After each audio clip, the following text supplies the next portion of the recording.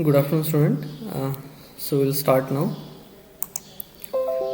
In the last class, we have studied different properties of 2D DFT. Okay, we have seen around 9 properties related to 2D DFT. Today we'll start with image enhancement in frequency domain. Okay, so till now we have seen these 4 techniques which works in spatial domain. Okay, today we'll start with frequency domain filtering. Okay, so let us see what is image enhancement in frequency domain. So many times we are speaking about frequency related to images. Okay, so what is the spatial frequency? The spatial frequency of an image refers to the rate at which the pixel intensity change. Okay, so consider one image and consider there is a wall in that image.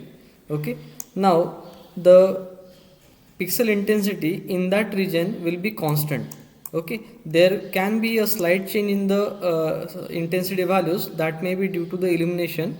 Okay, so the rate at which pixel intensity change in this region will be very low. Okay, that means the frequency of that region is very low. Okay, and on the other hand, consider the image where we have a lightning. Okay, so and consider the background is little bit blackish. Okay, so when we go from this region to lightning region, there will be a sudden change in the intensity value. Okay, maybe from 0 to some high value. Okay, so the rate of intensity change is very high, so that such regions indicate a high frequency region. Okay, so that is the meaning of spatial frequency. Okay, so it is a rate at which pixel intensity change. So we have seen Fourier transform. It decomposes a signal into a set of sines and cosines of different characteristics. Okay, so we have seen one example where we have a signal in this form. Okay, and Fourier transform says you can recreate this signal with the combination of different sines and cosines of varying frequency. Okay, so any signal is a combination of different set of sines and cosines of different frequency and phase. Okay, so this signal can be created with multiple sines and cosines of different frequency and phase. Okay, and Fourier transform is perfectly reversible, that we have seen. Okay, so now if we can multiply this Fourier coefficients by suitably chosen weighing function, then certain frequency component can be accentuated while others can be attenuated. What is the meaning of accentuation? Means we can make them more prominent, or at the same time we can make other components very low, that is attenuation. Okay, so now after performing Fourier transform, we will get a low frequency component and high frequency component separately, right? So by choosing a suitable weighing function, what we can do, we can make one component more prominent while at the same time suppressing the other component. Okay, so that is a basic principle of using a Fourier transform. So what is the definition of frequency domain filtering? It is a process of selective enhancement and or suppression of frequency component is known as frequency domain filtering. Okay, so it is a process of selective inclusion and exclusion of frequency component. Okay, so what we are doing, we are choosing a one particular frequency component, at the same time we are excluding the other frequency components. Okay, that is known as a frequency domain filtering, also known as a Fourier filtering. In spatial representation, we have adjacency relationship between the pixels. Okay, so we have seen different neighborhood property, right? So these 4 pixels are the 4 neighborhood of this center pixel. Okay, so in spatial representation we have adjacency relationship between the pixels, but in frequency representation we have a cluster.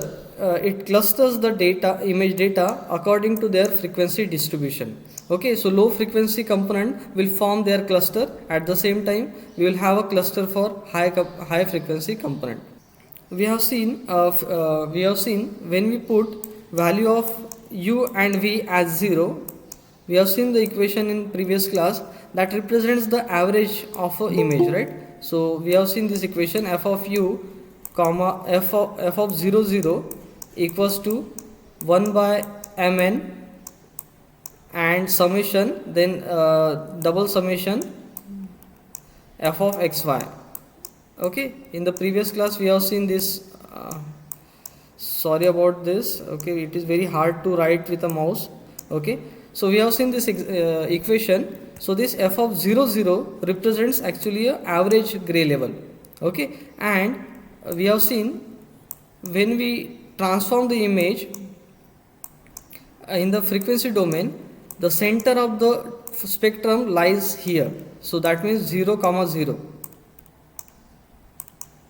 Okay, and by multiplying by minus 1 raised to power x plus 1 x plus y, we shift that center to the middle of the center. Okay, middle of the center of the spectrum, right? So we will get a center here. Okay, and actually that represents the average gray level. Okay, and if you go away from this center, okay, so you will get a low frequency component. Okay, moving away from the origin, you will have a low frequency components. Okay, and moving further away from the center, you will get higher frequency component. Okay, so diagrammatically that can be represented like this. Okay, so in the center of the spectrum, you will have the average of the image.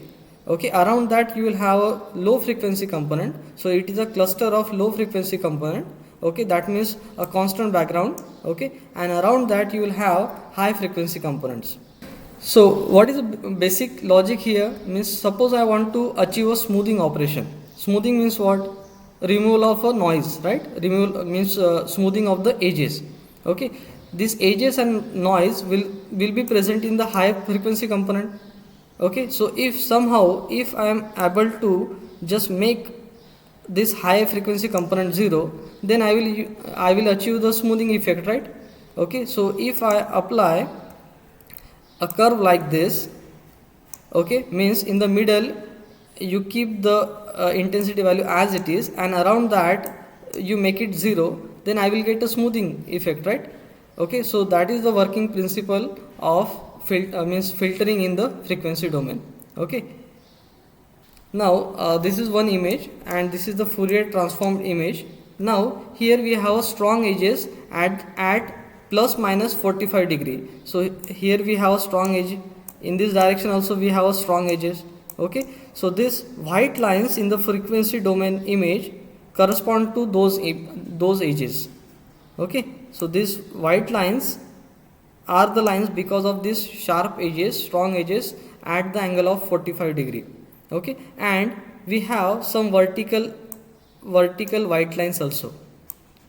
Okay, so some vertical lines are also there, so that is represented by this vertical line. Okay, so now if I just remove, okay, if I consider only this central portion of the spectrum, and if I just make the other part 0, then that sharpness will be gone, right? Okay, so we will get a smoothing effect. Okay, so higher frequency correspond to the fast varying intensity level changes in the image. Okay, the edges of the object or other components characterized by the abrupt change in the intensity levels, and that corresponds to the higher frequency. So now this is the basic process flow of image filtering in the frequency domain. So initially we will have our input image, which is represented by f of xy. First we will do the pre-processing. This pre-processing step may include padding operation. Okay, so we have seen different padding techniques like zero padding, replicate padding, right? Then we do the Fourier transform of the image. Okay, so we will get f of uv, capital F of uv. Okay, then we create a filter function. This h of uv is known as a filter function or a filter. Okay, and then we do the array multiplication. Okay, array multiplication is different from the matrix multiplication. Array multiplication is the element by element multiplication of the matrices. Okay, consider this matrix 2 by 2 size A, B, C, D. This is our second matrix P, Q, R, S. So in this operation we do the array multiplication, means A will be multiplied with P, B will be multiplied with Q, like that. Okay, so we do the array multiplication and finally we do the inverse Fourier transform. Okay, and then we apply the post processing. So we'll do the unpadding. If you do padding here, you have to unpad here. Okay, and we will get a gxy which will be a enhanced image.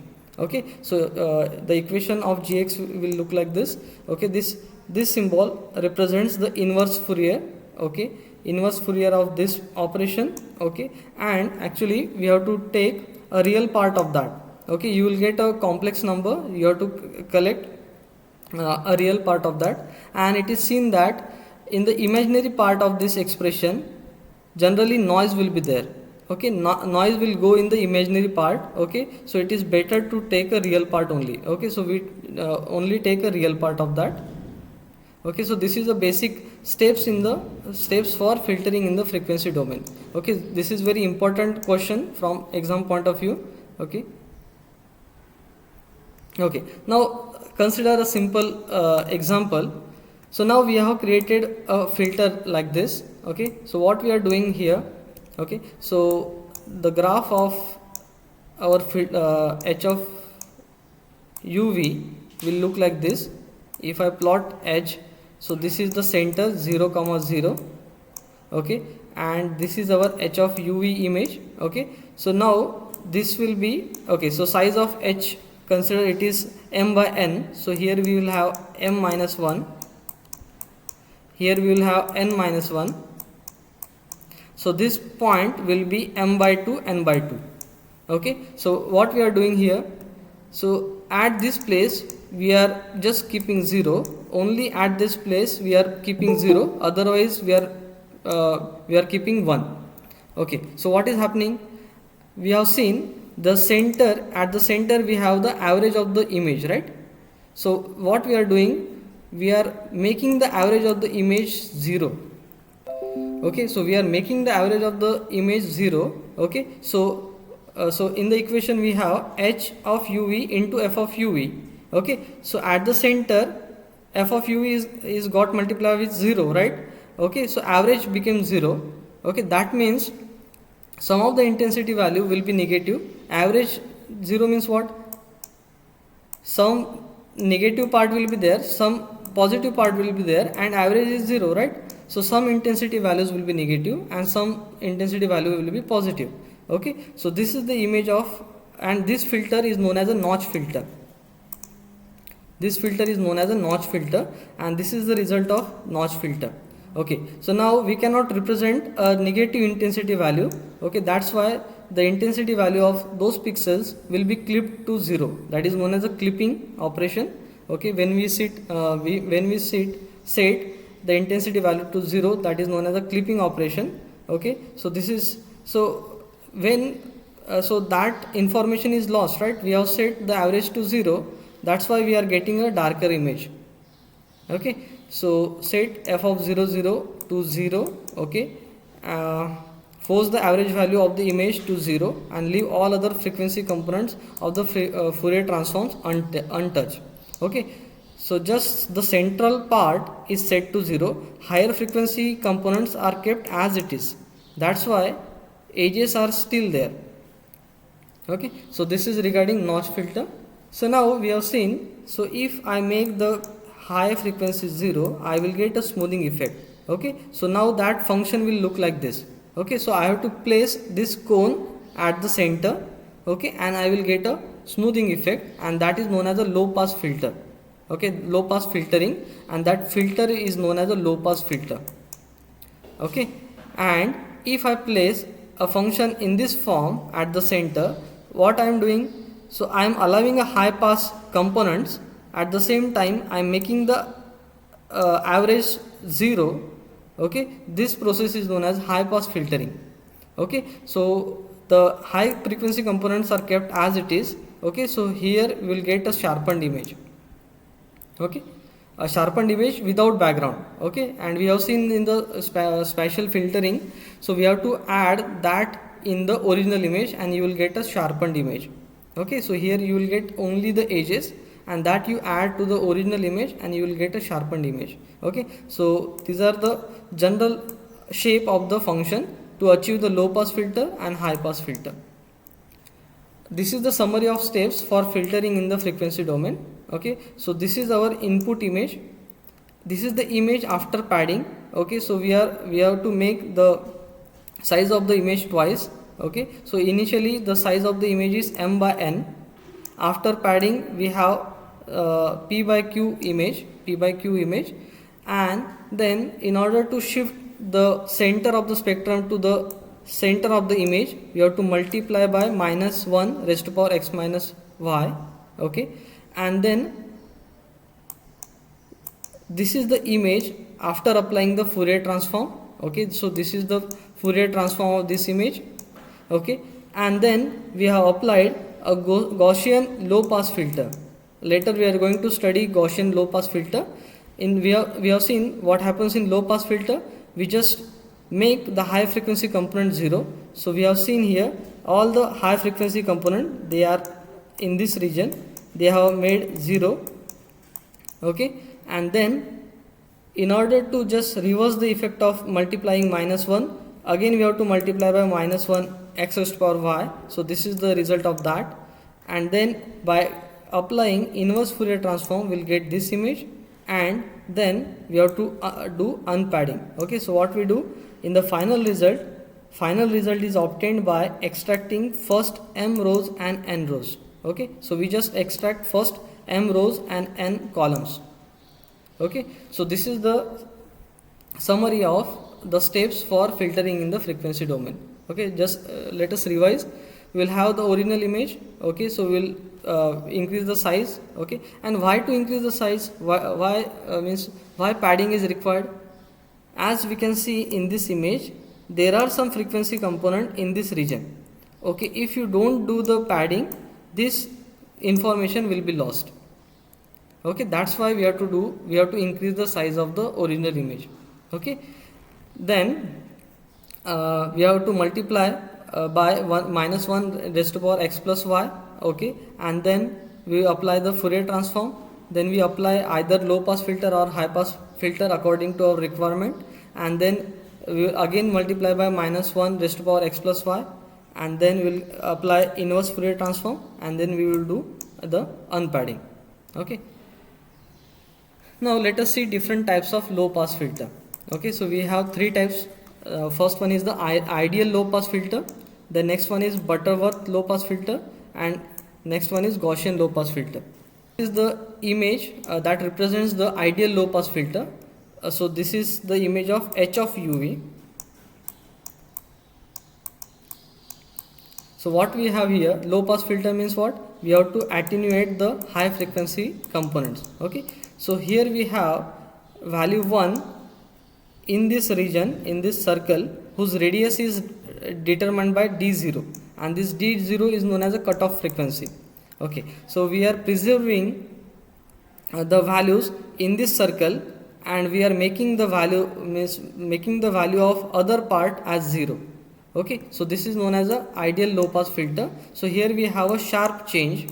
Okay, and this the coordinates of the center points are m by 2 n by 2, right? Okay, so this distance is determined by this Euclidean distance formula. Okay, so distance of any point u and v is determined by this formula. If this distance is below the cutoff frequency, you have 1. Okay, if it is greater than d0, you will have 0. Okay, so this is the transfer function or kernel function. Kernel function is also known as a transfer function. This is the perspective plot of ideal low pass filter. So what we have in that circle, you have 1 value, otherwise you have 0 value. Okay, so this is the corresponding image, and this is the cross section of that. Okay, so above that D0 you have 0 value. Okay, so this is one image and this is the corresponding Fourier transform of that. Okay, now we have manually drawn these circles. Okay, so we have superimposed these circles and the circle radius are given here. Okay, so now what we are trying to extract from this image. So when we have a radius of 10, the power present in that region is 86%. Okay, so in that circle we have total 86% of the power, 86% power of the total image. Okay, so most of the information is present in that small region. Later we have, when we have a radius of 30, okay, and how to find out the power? We have seen the formula for power spectrum, right? Okay, so just you do the addition of that, you do the addition of the power of the pixel which are present in that circle, and that will be the power of that region.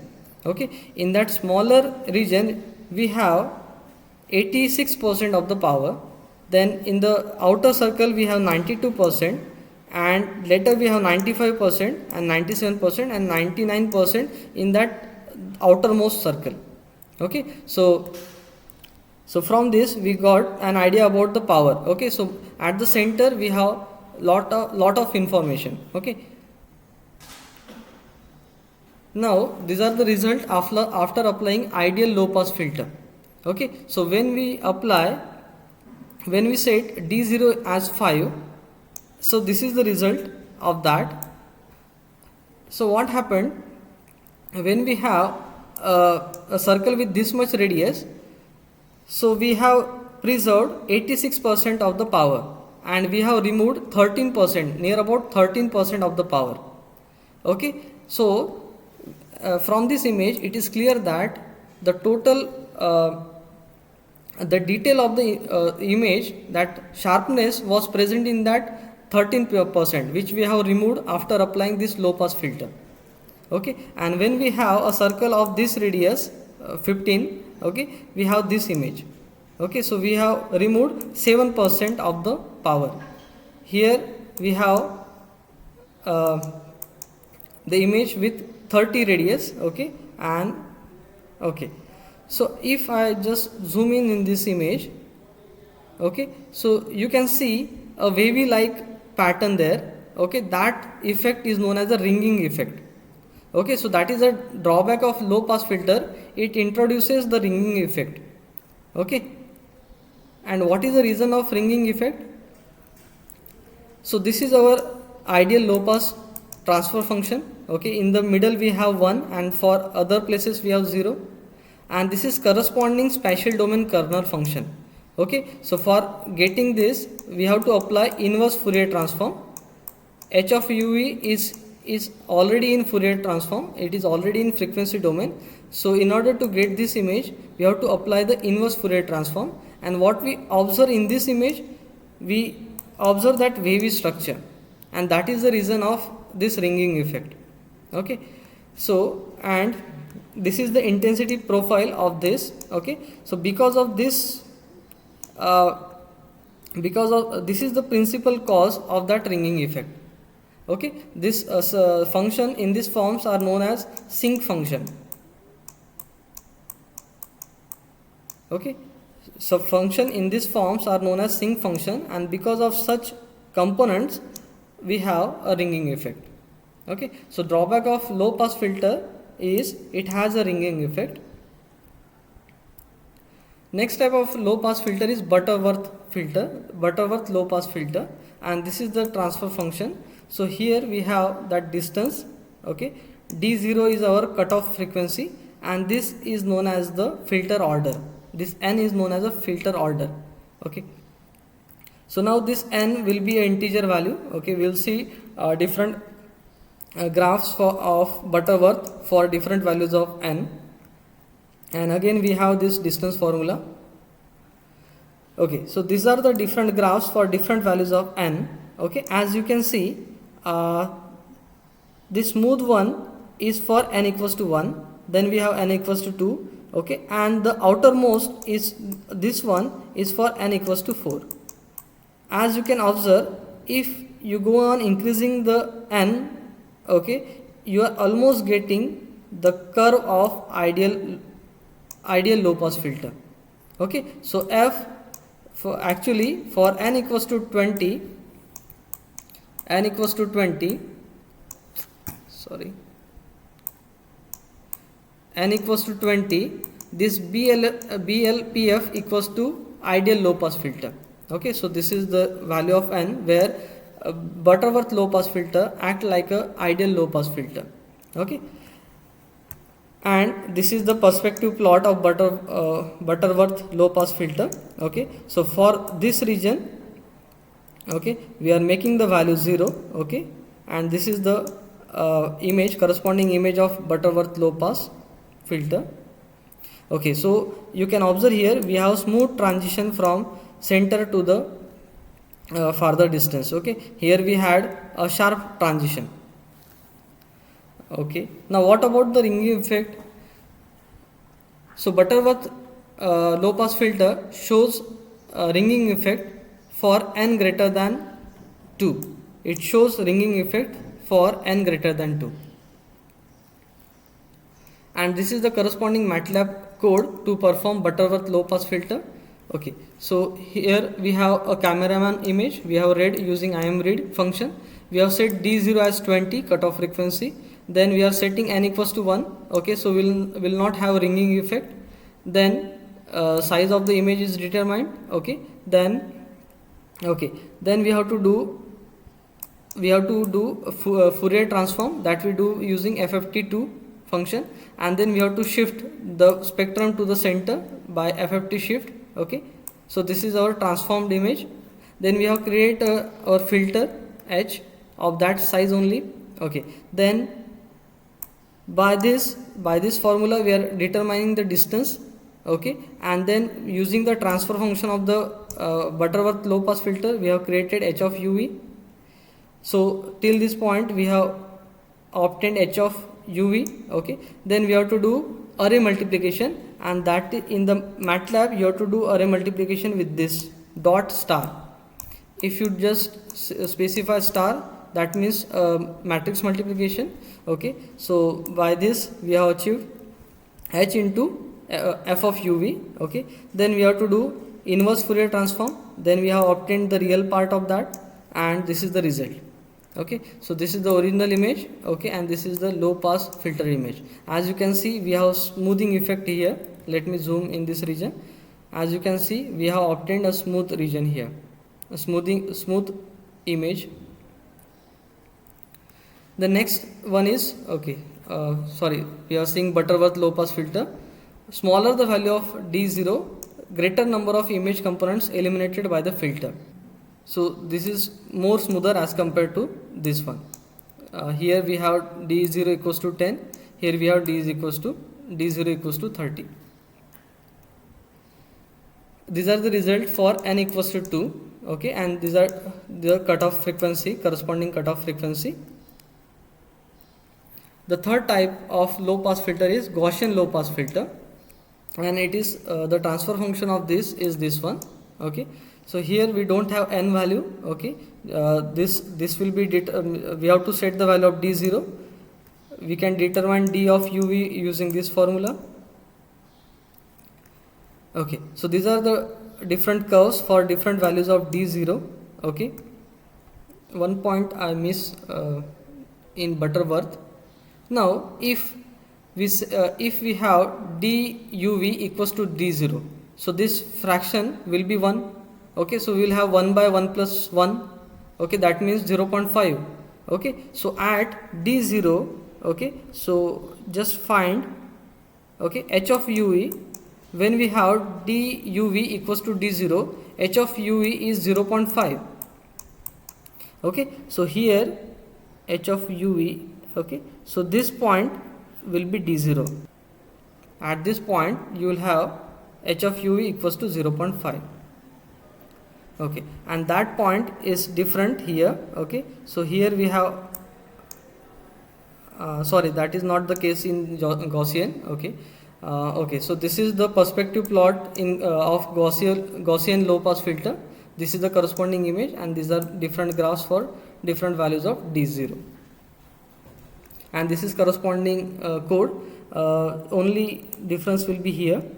Okay, the equation of h of u is different.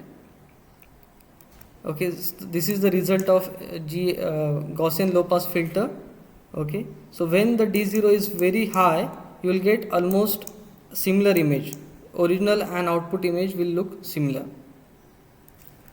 These are applications of low pass filtering. Okay, so here we have broken character. Okay, so if I zoom, okay, so we have broken segments in the characters. Okay, and if we do the smoothing, okay, so we'll get a much finer output. Here we are able to remove the wrinkles which are present here. Okay, after smoothing. Okay, so opposite of the low pass filter is the high pass filtering. So what we do in high pass filtering, we allow the high frequency component and we attenuate the low frequency component.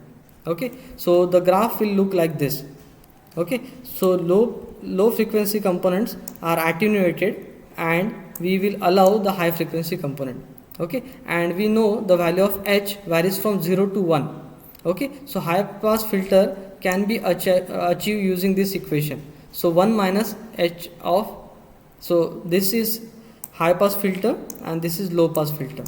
Okay, so it will be just reverse. Okay, so here in the low pass filter we had 1 here. Okay, here we have 0. Okay, and in Butterworth we will obtain, okay, just we have to just change the order of D0 and DUV. Okay, and this is the Gaussian high pass filter equation.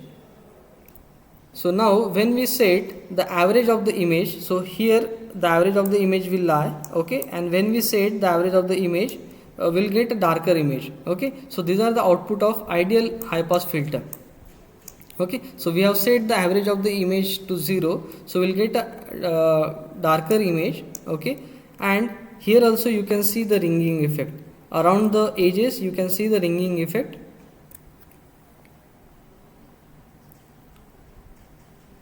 And this is the result of Butterworth high pass filter. Okay, so here we have more clearer and smoother results. Okay, so these are the results of Gaussian high pass filter. Okay, so best results are obtained using Gaussian high pass filter. So let us just comment on low pass filters. In ideal low pass filter, we have a ringing effect. Okay, and that is due to the circular components. We have already discussed this. Okay, and we have blurring effect due to the central component. Okay, because of this curve we have a blurring effect. In Butterworth low pass filter, when we increase the order, okay, we have that component, and then because of that we will get the ringing effect. Okay, so this is the comparison of ideal Butterworth and Gaussian high pass filter. Okay, so here you can observe the results of this high pass filters. So we get a more clearer and sharper images using Gaussian high pass filter. Okay, so we'll stop here. Any doubt till now? Okay, so you have to remember these transfer functions and corresponding curves. Okay, their cross sections, and you can easily explain the working of these filters. In the lab we have a practical based on filtering in frequency domain. So you can apply this low pass filters. Okay, so you can complete this practical low pass filter and high pass filter. Show the result of all the 3 types of filters in each case.